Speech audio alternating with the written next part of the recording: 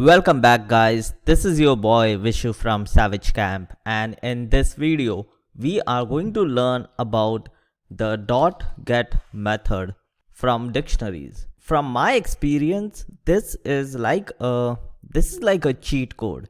It can make your life easier if you know how to use this.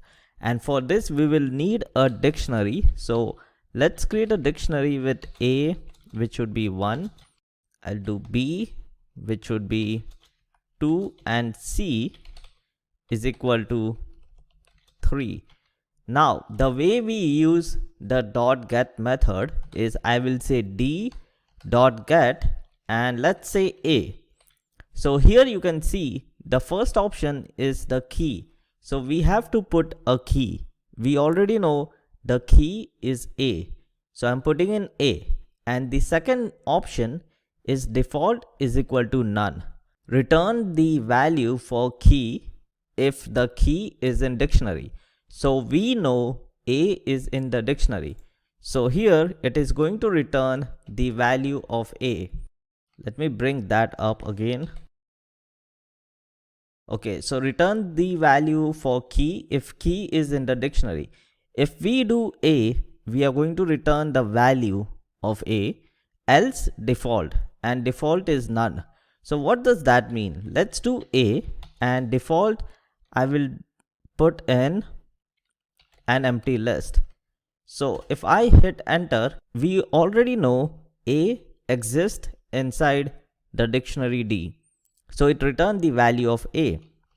If I do d.get B, this is going to return the value of B. What if I do d.get and let's do C and then empty list? This should return the value of C. And what if we do d.get D and empty list? Now what is going to happen is it will return an empty list. And the reason that is because D value does not exist in here. So if I hit enter, you will see this value is an empty list. If you don't know if the key exists in the dictionary or not, then you will put the .get and you can put the blank list as the default value to return. This is helpful because I can do D of A and it is going to give me 1. The point here is I know that A exists in the dictionary. What if I don't know A exists in the dictionary and I do something like this?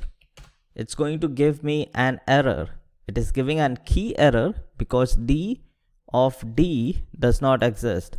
So that is why we have this method, which will not throw an error. Instead, it would give you a blank list or anything that you give over here, not in dictionary. This is the default value I am sending. It would return that value. So it's kind of confusing now, but once I will show you how to use this in a proper program, you will understand why this is so helpful. So that is it for this video, guys. Keeping it short and simple because when we use this in a practical example, it is going to make more sense. So I will see you guys in the next video.